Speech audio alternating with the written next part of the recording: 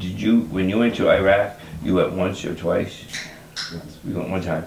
After the last tour, I was in the Army Reserve. Then I had hurt my knee on that mob, and came back, and then I went straight from there into active duty with the National Guard. And I recruited for the National Guard, and resigned my AGR status from there with my divorce and taking care of the kids and stuff, and went on to training troops to mobilize. I feel that when my dad goes overseas, it's like, I feel like I'll never see him again, but I know I will. But when he goes on his trips to down south or something like that, I know he'll be back to see us again, and it really, it's kind of hard to describe. It is hard to see him go like that, but then I always know he's going to come back. When he's overseas and you watch the news, you get worried? Yeah, but when I saw him on TV when he was going over to Korea or something like that, I saw him on TV, and I was literally going to start banging on TV, see if I can get his attention. And he came back for Cody's birthday, and when he left, I started crying because I didn't want him to go because I haven't seen him for a while, and I missed him. The great part is they have a community involved in taking care of the soldiers and their families while things are going on. The hard part's making the community aware of who's gone and things like that. The military calls it operational security. We call it that at home too, where you don't want everyone in town to know that your spouse is gone, and you know the criminal intent there is neighbors stepping up, and I wholeheartedly would love to see the community involved in it. The families do have to, in my eyes, take a little bit extra security precautions for themselves. Yeah, you know, in that aspect. So. And I guess that must be a one of the heaviest thing on your mind when you're overseas. It is to leave your family at home and you're, quote, the protector. You know, that's hard.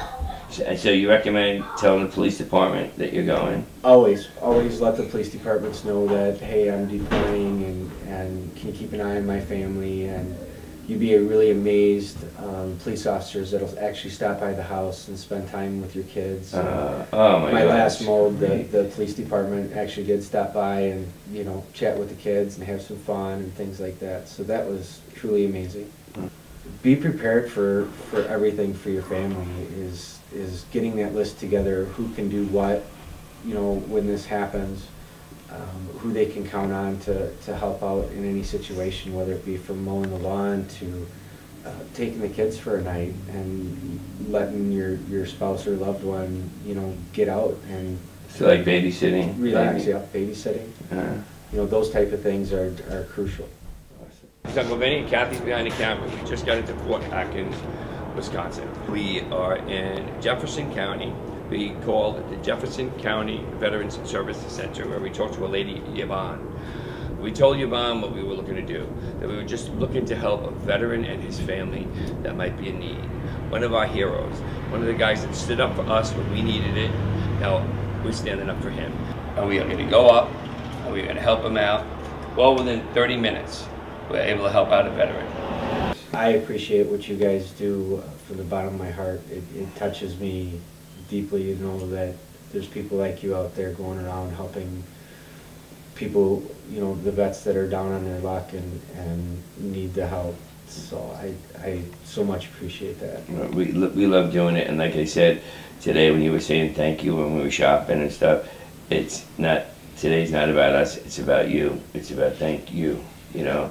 What we do is we come into a town, we help, we go on the air, and we show the community ways that they can get involved, because most people want to help their veterans, but they just don't know where to get started. So we give them a starting point, and then they can roll from there. So we love doing this. And by the way, today is mine and Kathy's 10-year anniversary. What better way to spend your anniversary than helping a hero? 7:41 for this Wednesday, April 13th for today. And I got a special guest in the studio. We talked about this a little bit yesterday. If you've listened to the John Tesh radio show, I'm sure you have caught some moments with Uncle Vinny on the show, who's been going around across the country, really, and helping the homeless. And he's here this morning in the studio too to tell us more about the Intelligent Kindness program and mission that you are sponsoring and traveling with. Yesterday we met a guy here. He was a 21-year veteran. He was in Iraq. He has 2 kids. He doesn't have a job, and his need right now is really hurting. So we bought him food. We took him and his 2 kids shopping. We bought them food, loaded up the cart. But we always say, if you can't give from your pocket, give from your heart. And what we did is we went to the Jefferson County Veteran Service Center. Okay. Okay. You can go there, and I'm going to give you all these numbers later. Okay. If you're a veteran, whatever need you have, if it's a family need, a personal need, whatever you have, you locate them. They will be the director to set you where you have to go to get your help if you're a veteran. And I got to say, if you're from Wisconsin, it's a great place to be a vet. It's my honor. And a lot of people call it a sacrifice. I call it a way of life. Yeah, awesome. You know, it's something that I've enjoyed from day one of putting on a uniform. 21 years later, I still love putting it on.